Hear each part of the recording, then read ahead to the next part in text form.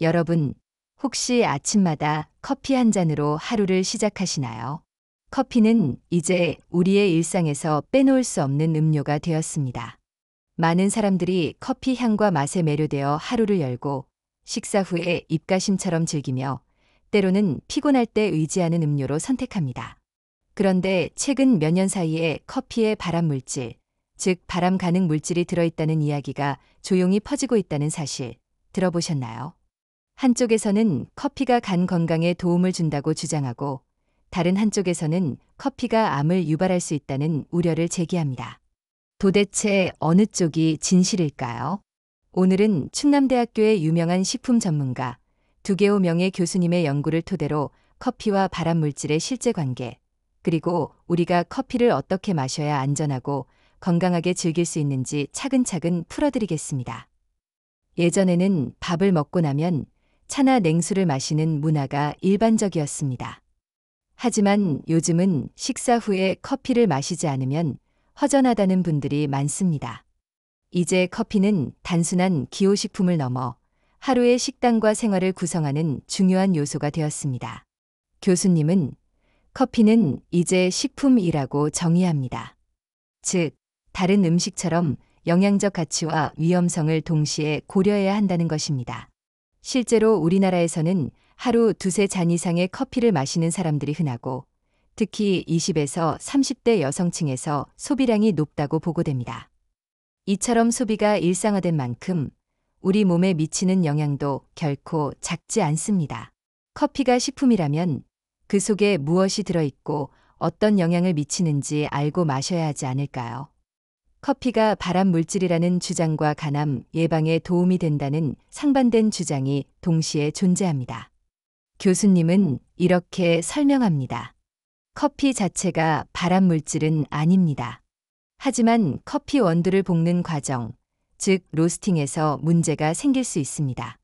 강하게 볶을 경우에는 벤조피렌이라는 물질이 생길 수 있고 약하게 볶을 경우에는 아크릴아마이드라는 물질이 검출될 수 있습니다. 즉, 로스팅 강도에 따라 다른 종류의 발암 물질이 생성될 수 있다는 것입니다. 그러나 중요한 점은 바로 양입니다.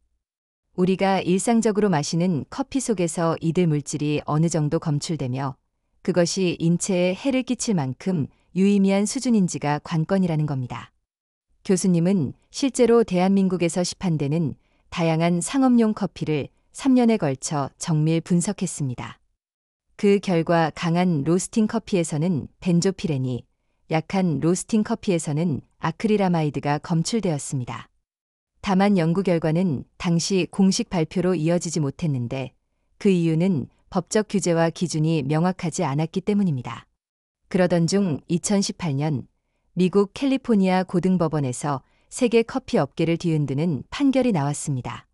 커피에는 발암 가능 물질이 포함되어 있으므로 소비자에게 이를 고지해야 한다. 이 판결로 전 세계 커피 업계는 로스팅 방식과 안전 기준을 재정비할 수밖에 없었습니다. 한국 역시 움직였습니다. 2020년 식약처는 아크릴아마이드 허용 기준을 0.3에서 0.8ppm으로 설정하여 발표했습니다. 그러나 코로나19 상황으로 강제 규제는 시행되지 못하고 권고 수준에 머물렀습니다. 결국 현장에서는 큰 변화가 일어나지 않았습니다. 이때 교수님은 직접 수천만 원을 들여 로스팅 장비를 구입하고 발암 물질을 최소화하면서도 맛과 향을 유지하는 건강한 커피를 연구하기 시작했습니다. 결론은 명확했습니다. 약하게 볶으면 아크릴아마이드가, 강하게 볶으면 벤조피렌이 생성됩니다. 그렇다면 두 가지 위험을 피할 수 있는 길은 어디일까요? 바로 중간 로스팅입니다. 신맛이 강한 커피는 너무 약하게 볶은 것이고 너무 진하고 탄맛이 강하면 과도하게 볶은 것입니다. 건강하고 균형 잡힌 커피는 그 중간에서 찾아야 합니다. 로스팅 온도와 시간을 정밀하게 조절하면 발암 물질을 줄이면서도 충분히 맛있는 커피를 만들 수 있습니다. 실제로 우리가 커피를 마실 때 주의할 점은 몇 가지 더 있습니다. 첫째, 하루 섭취량입니다. 하루 한두 잔이면 충분합니다. 지나친 카페인은 위와 장을 자극하고 불면증과 불안감을 유발할 수 있습니다. 특히 카페인에 민감한 사람들은 오후 늦게 커피를 마시면 수면의 질이 크게 떨어집니다. 둘째, 로스팅 정보가 공개된 원두를 고르는 것이 중요합니다. 믿을 수 있는 업체에서 중간 로스팅된 원두를 선택하세요. 셋째, 식사 직후에 커피를 마시는 습관은 피하는 것이 좋습니다. 이산 분비가 활발할 때 커피를 마시면 이 점막에 부담을 주고 소화장애를 유발할 수 있습니다. 식후 최소 1시간 이후에 마시는 것이 가장 바람직합니다. 여기에 더해 커피와 건강에 대한 연구들을 살펴볼 필요가 있습니다. 국제암연구소 IARC는 1991년에 커피를 발암 가능성이 있는 물질 그룹 2B로 분류했지만 2016년에는 증거 불충분으로 분류를 해제했습니다. 오히려 간암과 자궁내막암의 위험을 낮출 수 있다는 보고들이 이어졌습니다.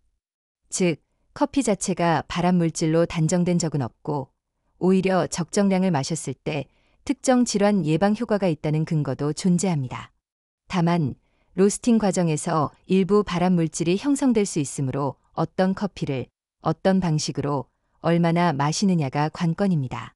또한 커피의 장점도 무시할 수 없습니다. 커피에는 폴리페놀과 카페산 같은 항산화 물질이 풍부해 세포 손상을 막고 염증을 완화하는 효과가 있습니다. 뇌 건강에도 긍정적인 영향을 미쳐 치매와 파킨슨병의 위험을 낮출 수 있다는 연구도 있습니다. 그러나 장점이 있다고 해서 무분별하게 마시면 안 됩니다. 지나친 카페인은 골다공증, 철분 흡수 저하, 불안 증세 악화 등 부작용을 동반할 수 있습니다. 따라서 커피의 빛과 그림자를 함께 이해하고 섭취해야 합니다. 현대인에게 커피는 단순한 음료가 아니라 하나의 문화이고 생활 습관입니다. 아침 출근길 테이크아웃 컵, 점심 식사 후에 에스프레소, 친구와의 카페 모임. 이런 장면들은 이제 우리의 삶과 분리할 수 없습니다. 그렇기에 더더욱 어떤 커피를 마시고 어떻게 마시는지에 대한 선택이 필요합니다. 커피는 우리의 건강에 이로운 성분이 될 수도 있고 보이지 않게 축적되는 해로움이 될 수도 있습니다.